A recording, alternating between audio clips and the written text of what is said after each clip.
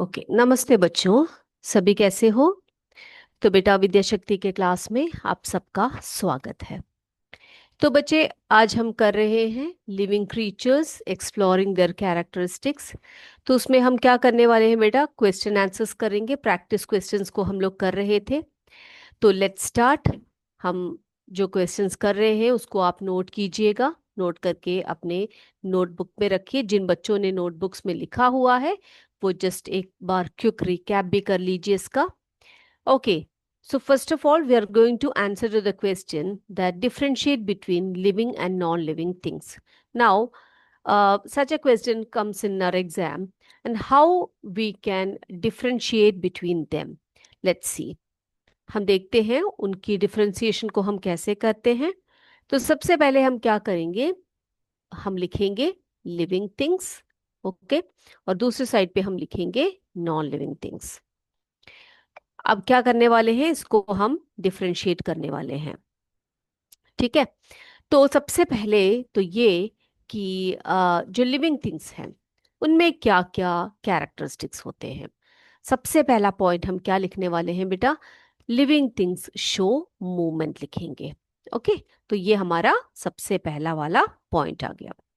अब दूसरा जो नॉन लिविंग थिंग्स का जो पहला पॉइंट हम लिखेंगे वो के वो क्या लिखने वाले हैं हम लोग?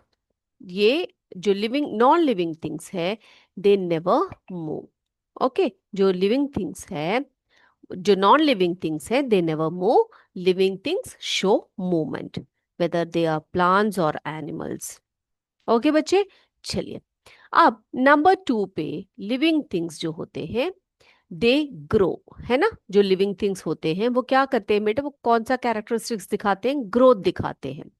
तो छोटे बच्चे होते हैं या छोटा प्लांट होता है, फिर वो धीरे धीरे मैच्योर होता है, वो ग्रो करता है। तो दूसरा जो कैरेक्टरिस्टिक्स है लिविंग थिंग्स का वो है ग्रोथ। ठीक है। तो what about non living things? Non living things they do not show any growth. तो नॉन लिविंग थिंग्स जो होते हैं उनमें किसी भी प्रकार का क्या नहीं होता? कोई भी ग्रोथ नहीं होता है। Now, the third point is living things reproduce. Okay, the living things have an ability to produce their offsprings. उनके जो offsprings होते हैं, उनके जैसे जो young ones होते हैं, उनको produce करने की एक क्षमता किसमें होती है बेटा? living things में होती है।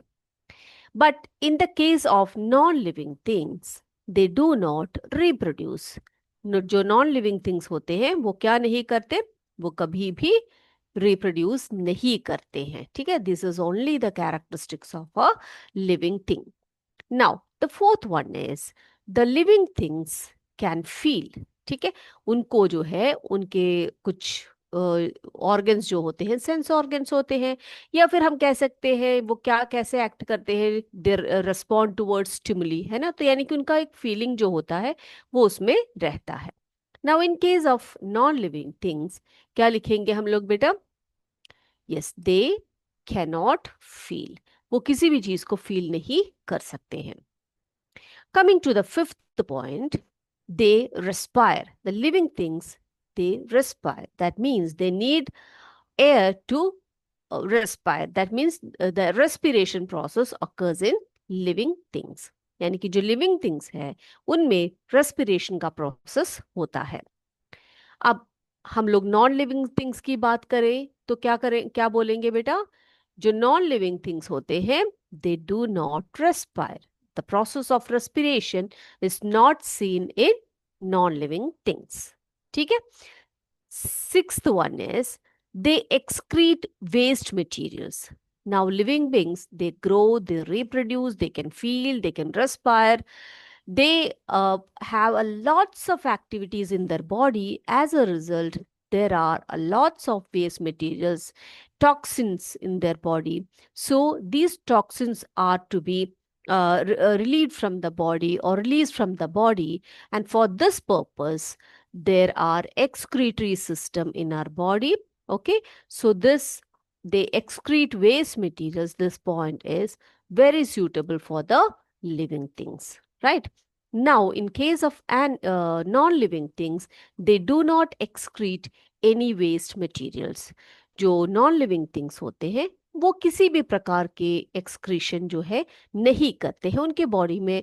नॉन लिविंग थिंग्स है तो उनके शरीर में कुछ वेस्ट प्रोडक्ट्स नहीं बनते हैं, तो they do not show any excretion. Okay, now the seventh point is they need food. Okay, they need food, water and air. The living things require food, water, and air for their growth and development. But in the case of non-living things, they do not need food. तो हमने देखा कि किस तरह से हमने living things और non living things को क्या किया बेटा, डिफरेंशिएट किया। Okay, now you can note down the points. Okay, चलिए आगे बढ़ते हैं हम लोग। आगे हम जाते हैं, हम आगे क्या करने वाले हैं, आगे हम करेंगे जो लिविंग थिंग्स है, आई एम सॉरी, जो हमारे जो लाइफ साइकिल है एनिमल्स और प्लांट्स के बारे में एक क्वेश्चन ऐसे भी आ सकता है। Differentiate between the life cycle of plant और एनिमल। ठीक है, plants and animals, I am sorry, plants and animals. तो प्लांट्स एंड एनिमल्स की जो लाइफ साइकिल है उसको आप कैसे डिफरेंशिएट कर सकते हो, लेट्स सी ना बेटा। यहाँ पर आप देख सकते हो दो पार्ट्स में ऐसे रखा हुआ है, जिसमें कि एक में है लाइफ साइकिल ऑफ प्लांट्स और दूसरे भाग में है life cycle of animals. Okay, now we are going to categorize, we are going to categorize or we are going to differentiate between the life cycle of plants and life cycle of animals, right? तो बेटा हम plants की अगर जब बात करते हैं तो a plant's life cycle starts with seed germination. We all know, we have studied well that the plant's life cycle starts with the seed germination. तो एक seed जब germinate होता है वहीं से एक plant का life cycle जो है वो शुरू होता है। Now in the case of animals, animals में क्या होता है बेटा, इन एनिमल्स और इन human beings, an animals life cycle begins with a new born. ठीक है, एक नया सा एक नवजात जो शिशु होता है उसी से जो है एनिमल्स का लाइफ साइकिल जो है स्टार्ट होता है। Okay, coming to the next point, life cycle of plants. Germination is followed by flowering and seed production. Now, in case of plants, the plants get mature, the plants attain growth, and after germination, the plants get matured, and in their body there are flowers, fruits, seeds, etc. So, germination is followed by flowering and seed production. Okay, now what is the next step of the life cycle of animals? It includes uh, newborn animals or human beings grow to become adult animals or adult human beings. Okay, अब जो animals हैं उनके बारे में अगर हम बात करें तो जो नए जो नवजात शिशु होते हैं जो एनिमल्स के ह्यूमंस के, वो क्या करते हैं बेटा, धीरे धीरे करके उनमें ग्रोथ आती है और वो एडल्ट बनते हैं। ओके, अब देखो तीसरा जो पॉइंट है life cycle of plants. Plants में क्या आता है अगला, देखो यहाँ पे seeds produced during their life cycle germinate into new plants. ठीक, तो जो सीड्स होते हैं वो उनका जो लाइफ साइकिल होता है, सॉरी, जो न्यू प्लांट्स होते हैं वो कहाँ से आते हैं बेटा, सीड से आते हैं, और सीड्स के साथ ही वो क्या होते हैं, जर्मिनेट होते हैं।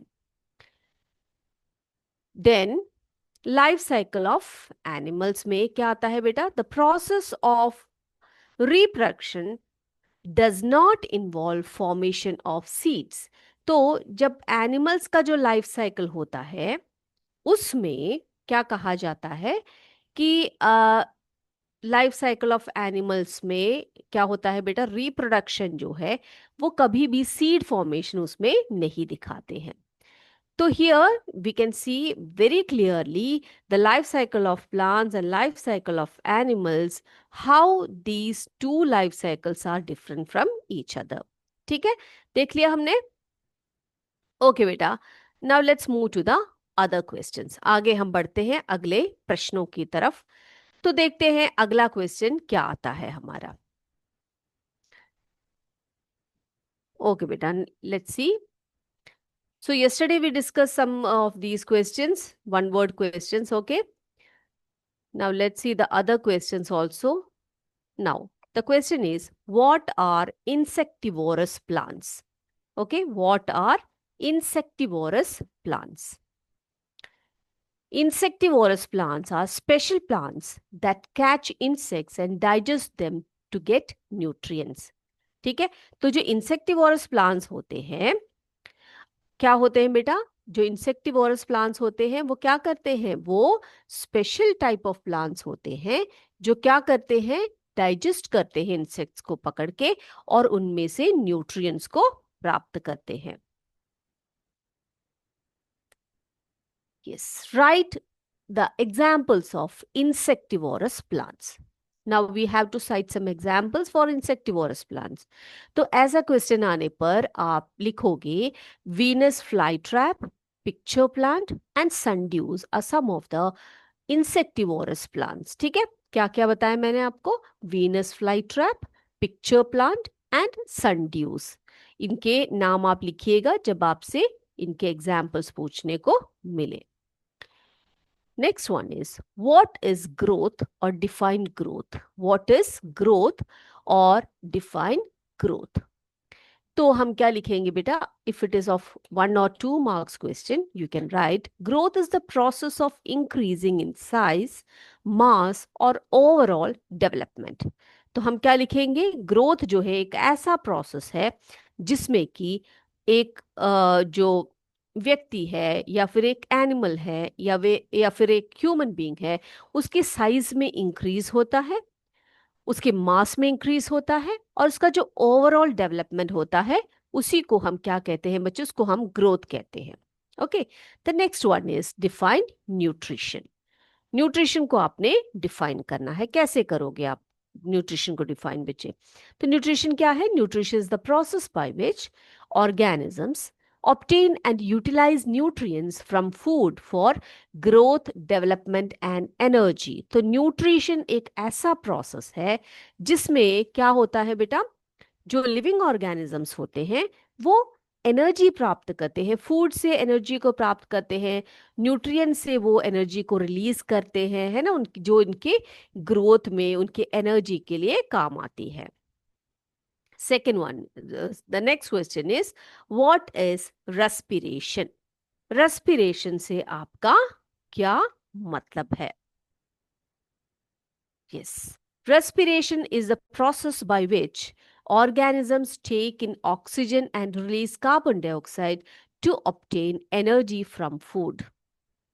Respiration क्या प्रोसेस है बेटा? एक ऐसा प्रोसेस है जिसमें कि जो ऑर्गेनिजम्स होते हैं वो ऑक्सीजन को इनटेक करते हैं और कार्बन डाइऑक्साइड को रिलीज करते हैं.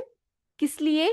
To obtain energy from the food, जिसके कारण जो न्यूट्रिएंट्स होते हैं हमारे बॉडी में वो एनर्जी के फॉर्म में रिलीज हो जाता है. Now the next question is, what is excretion? Excretion से आपका क्या मतलब है? Now, how can we define excretion? Excretion is the process by which waste is removed from the body.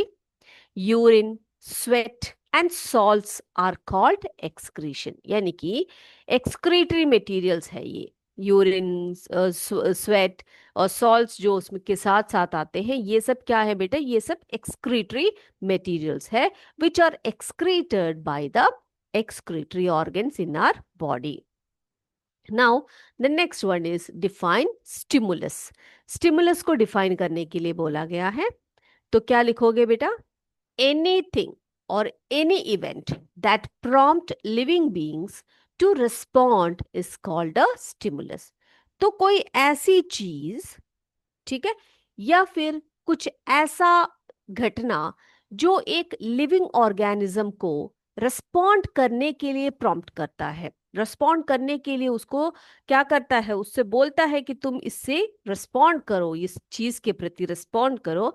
उस पर्टिकुलर चीज को या इवेंट को या फिर कुछ ऐसी चीज को हम क्या कहते हैं? स्टिमुलस कहते हैं. ठीक है. Now the next question is, how do plants respond to sunlight? जो प्लांट्स होते हैं वो सनलाइट के प्रति कैसे रिस्पॉन्ड करते हैं? The plants respond to sunlight because its parts move towards the sunlight due to phototropism. तो फोटोट्रॉपिज्म एक ऐसा मैकेनिज्म है प्लांट्स में जिसमें कि प्लांट्स क्या करते हैं बेटा, प्लांट्स जो है वो मूव करते हैं, उनका पार्ट्स जो है उनके फोटो यानी कि जो लाइट होता है उसकी तरफ मूव करता है, तो उसी प्रोसेस को हम क्या कहते हैं, फोटोट्रॉपिज्म कहते हैं। Now what is geotropism movement in plants? अगला है कि जो प्लांट्स में जियोट्रॉपिज्म होता है वो क्या होता है, वो कैसा मूवमेंट होता है? तो बच्चे हमने बहुत अच्छे से पढ़ा हुआ है जियोट्रॉपिज्म क्या होता है, the movement of roots in plant towards the gravity, यानी कि ग्रेविटी के टुवर्ड्स जो रूट्स जो है वो ग्रो करते हैं, उस पर्टिकुलर मूवमेंट को हम क्या कहते हैं बेटा, जियोट्रॉपिज्म कहते हैं। The movement of roots in plants towards the gravity is known as geotropism. Now, the next question is what conditions are necessary for seed germination? Seed germination के लिए क्या क्या conditions का होना आवश्यक है? तो देखो बेटा क्या क्या आवश्यक होती है, water, air and suitable light और dark conditions are essential for seed germination. तो seeds germination के लिए क्या क्या चाहिए बच्चे, water चाहिए, air चाहिए, प्रॉपर उसका जो है लाइट है या डार्क कंडीशन जो भी है वो होना बहुत बहुत जरूरी होता है। Now do all seeds require light to germinate, that's an another question. तो ये जो प्रश्न है, ये प्रश्न में क्या पूछा गया है बेटा कि सभी सीड्स को जर्मिनेट होने के लिए क्या लाइट की आवश्यकता पड़ती है? तो हम लोग पढ़ चुके हैं बेटा कि सभी जो जितने भी सीड्स हैं उन सभी को जर्मिनेट होने के लिए लाइट की आवश्यकता नहीं पड़ती है ना? तो हमारा आंसर क्या होगा बेटा, no, some seeds need light while others require darkness to germinate, है ना? तो कुछ सीड्स को किसकी आवश्यकता होती है बेटा, कुछ सीड्स को लाइट की आवश्यकता होती है, लेकिन कुछ सीड्स को किसकी आवश्यकता नहीं होती है, लाइट की आवश्यकता नहीं होती है। They require darkness for germination और to germinate. Now what happens during the life cycle of a plant? तो एक प्लांट के लाइफ साइकिल में क्या क्या होता है? तो हमें पता है, हमने बहुत ही डिटेल में पढ़ा हुआ है बच्चे, इसको क्या पढ़ा है हमने, हमने पढ़ा है कि जो प्लांट होता है it grows from a seed, है ना? सीड के तौर पर ये प्लांट जो है वो ग्रो करता है, वो फ्लावर्स को प्रोड्यूस करता है जो वो मेच्योर होता है, उसके बाद फिर वो फ्रूट्स आते हैं उसमें, and then the fruits generates new seeds, and from the new seeds new seedlings arises when the conditions of germination they gets the conditions to germinate, ठीक है? उनको जो conditions होते हैं वो मिल जाए तो seeds जो है नए plants में आ जाते हैं। Now the next question is what is the outer covering of a seed called? So we have already discussed that the seed coat is the protective outer layer of a seed. It shields the seed from physical damage and prevents water loss. तो जो seed का coat होता है वो काफी hard होता है, और वो जो hard coat होता है उसको it helps the seed from physical damages and also prevents water loss, and also beta it helps to protect the embryo inside the seed. Clear? Now what stages are involved in a mosquito's life cycle? तो mosquito के life cycle में हमने पढ़ा है बेटा क्या कौन कौन से जो है कौन कौन से स्टेजेस इन्वॉल्व होते हैं। तो हम देखते हैं यहाँ पर मॉस्किटो का जो लाइफ साइकिल है उसमें the stages are egg, larva, pupa and adult. So these are the 4 stages in the life cycle of a mosquito. Now which process involves the production of organisms of the same kind? एक ही प्रकार के जो जीवों को जो production करने का जो प्रोसेस होता है उसे क्या कहा जाता है? That process is known as reproduction, right? Reproduction is the biological process through which new organisms of same species are produced, and this process ensures that life continues and the species persists over time. तो बेटा एक particular प्रजाति है, उस प्रजाति को क्या होना चाहिए, उसमें जो है अगर नए स्पीशीज बनते हैं, नए ऑर्गेनिजम्स बनते हैं, तो एक नया जनरेशन जो है वो बनता है, ठीक है। How do frogs develop through their life cycles? How do frogs develop through their life cycle? तो फ्रॉग्स जो है वो कैसे डेवलप होते हैं बेटा, उनके लाइफ साइकिल में क्या क्या आता है आपको पता है? Just like we learned about the life cycle of silk moth, then mosquito. Here in frogs also they have a particular life cycle, and then in the life cycle of frogs it develops from the eggs to tadpoles, then to froglets, and finally to the adult frogs. ठीक है, तो कैसे आते हैं वो? पहले तो tadpoles में आते हैं, एग्स जो है हैच होते हैं टैडपोल्स में, फिर फ्रॉगलेट्स बनते हैं, and finally to adult frogs. Now, next question is, what happens to a seed when it germinates? एक सीड जब जर्मिनेट होता है तो उसमें क्या क्या परिवर्तन आते हैं? क्या क्या आता है बेटा?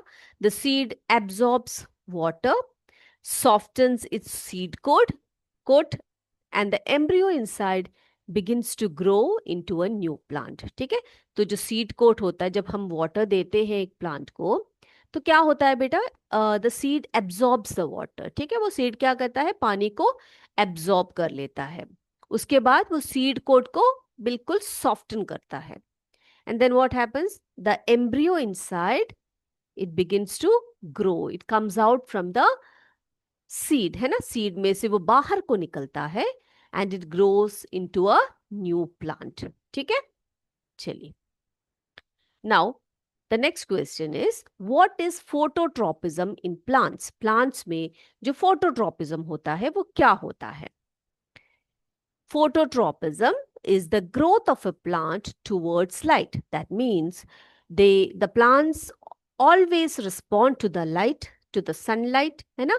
This process is known as phototropism. That means the part of the plants respond to the light, and this process is known as phototropism. So phototropism को आप simple way में कैसे define करोगे बेटा? Phototropism is the growth of a plant towards light. Now next one, why do plants need sunlight after germination? That's a very good question. So before germination, जो है, जब during the germination, some seeds needs light, some seeds need darkness, but after germination all the plants need sunlight. So the question is, why do plants need sunlight after germination? तो क्या लिखोगे बेटा आप लोग? Sunlight is essential for photosynthesis, which helps in the growth and development of the plant, है ना। तो एक जो सनलाइट होती है वो प्लांट्स का जो एक बहुत ही इंपॉर्टेंट जो प्रोसेस चलता है उनमें, जिसे हम कहते हैं फोटोसिंथेसिस, उस फोटोसिंथेसिस के लिए बहुत बहुत जरूरी होता है sunlight. Sunlight is very crucial for the growth and development of a plant, and it is very important for the process called photosynthesis. And photosynthesis, as you know, is the process by which the plants prepare their own food, right? Chiliye. Now, what is the role of air in seed germination? Okay, अब क्या पूछा जा रहा है बेटा कि seed germination में air का रोल क्या रहता है? तो देखिए हम लोग answer. See, the air provides oxygen necessary for respiration during germination. जो सीड के अंदर एक जो छोटा सा एम्ब्रियो होता है, वो अगर उसको एयर मिलता है प्रॉपर, तभी वो रेस्पायर कर पाएगा, है ना। तो इसमें जो एयर होता है, air provides oxygen necessary for respiration during germination. Germination के टाइम पर जो नन्हा पौधा होता है, जो एम्ब्रियो होता है सीड के अंदर, उसको ऑक्सीजन प्रोवाइड करता है। yes. The next question is, how does the touch me not plant respond to stimuli? ठीक है, जो छुई मुई का पौधा होता है, touch me not plant which is also known as mimosa plant, है ना, उसमें क्या होता है बेटा, ये जो है क्या करते हैं, ये क्या करते हैं, how it responds towards the touch. The touch me not plant folds it's leaves when touched. जब छूते हैं तो ये जो प्लांट होता है ये क्या करता है, वो फोल्ड हो जाता है, which is response to stimuli. तो यहाँ पर स्टिमुली क्या है बेटा, टच इज द स्टिमुली, है ना, उसका रिस्पॉन्स क्या है प्लांट का, क्या रिस्पॉन्स दिखाएगा वो, yes, it folds it's leaf, है ना, तो उसके लीफ को वो क्या करेगा, वो फोल्ड करेगा। Now, what is a characteristic of living beings related to stimuli? Living beings respond to stimuli to adapt and protect themselves. अब बेटा ये जो लिविंग बींग्स का जो ये बहुत ही जो इम्पोर्टेंट कैरेक्टरिस्टिक है, जो फीचर है, कि वो हमेशा एक स्टिमुली के प्रति रिस्पॉन्ड करते हैं। तो ये क्यों करते हैं इस तरह से? See, the living beings respond to stimuli to adopt, sorry, to adapt and protect themselves, यानी कि उनका एक एडेप्टेशन जो होता है और वे अपने आप को प्रोटेक्ट करने के लिए इस तरह से करते हैं। Okay, now children, it's a very important question. See, you have learned that different conditions are required for seed germination, right? Now, how can we use this knowledge for proper storage of grains and pulses? तो बेटा हमने पढ़ा है seed की जो growth germination है उसमें क्या क्या कंडीशंस चाहिए, है ना, और हम घरों में ग्रेन्स को, पल्सेस को स्टोर करते हैं, तो वो जर्मिनेट नहीं होना चाहिए। तो हमें क्या क्या ध्यान रखना चाहिए उनके स्टोरेज में? तो देखते हैं आंसर के, to ensure proper storage of grains and pulses and prevent germination, क्या करना चाहिए बेटा, first of all keep dry, ठीक है, तो जो ग्रेन्स है, पल्सेस है, they are kept in a dry environment to prevent moisture from initiating germination. कैसे रखना चाहिए उनको, उनमें बिल्कुल भी मॉइस्चर नहीं आना चाहिए, क्योंकि मॉइस्चर आने से वो क्या करते हैं बेटा, जर्मिनेट होना शुरू करते हैं, है ना। So first one is keep the grains and pulses dry, prevent it from moisture. Second one is cold storage. Store in a cool place to slow down any biological process. तो अगर हम cold storage में उसको रखते हैं तब भी वो बहुत समय तक क्या होता है, बिना जर्मिनेशन के वो रहेगा, है ना, क्योंकि उसको एयर नहीं मिल रहा है, उसको मॉइस्चर नहीं मिल रहा है। Okay, now air tight containers में हम उनको रख सकते हैं। Use air tight containers to limit exposure to air which is necessary for germination. तो अगर हम उनको एयर टाइट कंटेनर्स में रखेंगे तो क्या होगा बेटा, उनको एयर का एक्सपोजर नहीं होगा और वो क्या कर पाएंगे, जर्मिनेट नहीं होंगे। तो ये सभी जो है ऐसे कंडीशंस हैं जिसको अवॉइड करने पर हम सीड्स को, पल्सेस को या ग्रेन्स को क्या कर सकते हैं, we can avoid it from germinating, right. Okay, so that's all from for today. तो आज के क्लास को यहीं पर वाइंड अप करते हैं। जय विद्या शक्ति, जय हिंद, जय भारत, धन्यवाद।